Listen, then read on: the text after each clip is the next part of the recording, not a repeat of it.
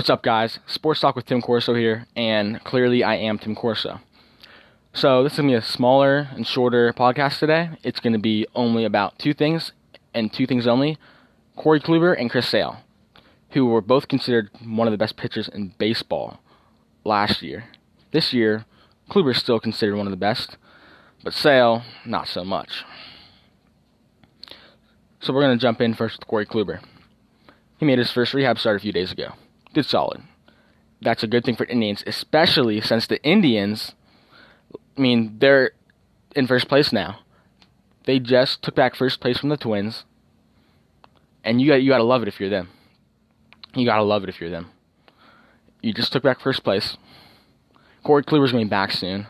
So if you are in first place now and you're winning without him, add him back with Shane Bieber, that's a very, very deadly 1-2 punch in your rotation. Not to mention, the other arms in your rotation are solid arms who wouldn't be the worst postseason rotation.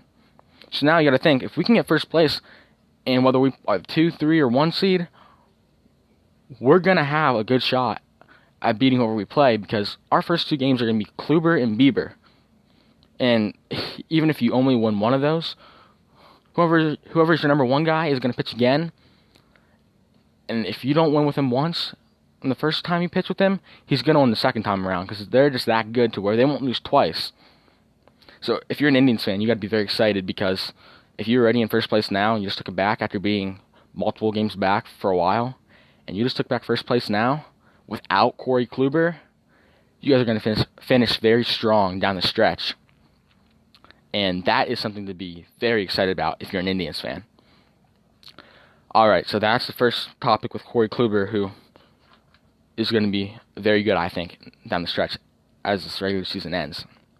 Next topic, Chris Sale. And Chris Sale, I'm going to love talking about him, because not only am I a Yankees fan, and obviously I do not like the Boston Red Sox, but it's my honest opinion, not my biased opinion.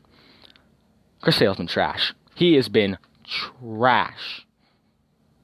He has a 4.41 ERA in 6-11 to this point.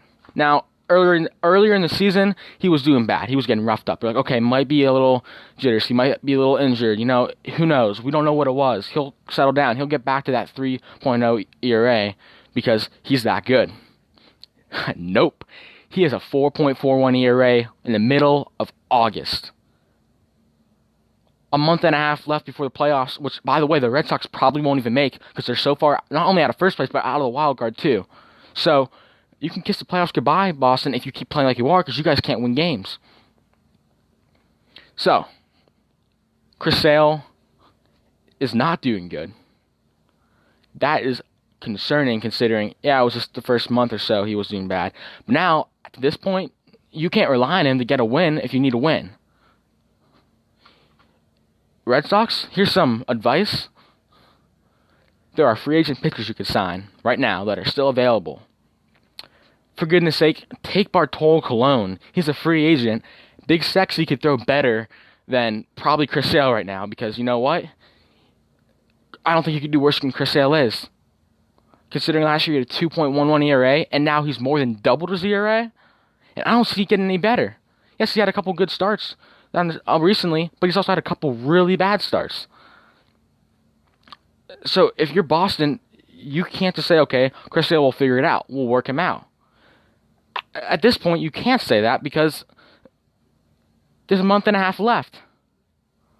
And you can't take chances when you're trying to stay in contention for a playoff spot and defend your title as world champions of baseball.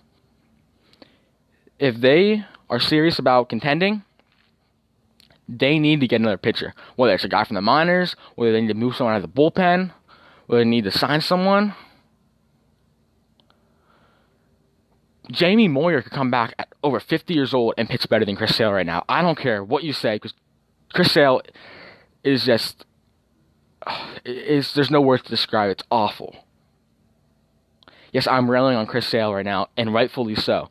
If Chris Sale can go out in the next 2 starts that he makes after this podcast is released, and he can have lower than a 2.5 ERA, lower than a 3 ERA over his next 2 starts, I will mention him on my podcasts, and I will say, you know what, he's decent. I will say that. It's just not at all what you wanna have out of your ace, especially when your rotation's already struggling. Your ace is already doing this bad with a 4.41 ERA. That's cause for concern, not for just this year, but a couple years down the road, including next year. All right, so that's all for Corey Kluber and Chris Sale. That's all for this podcast.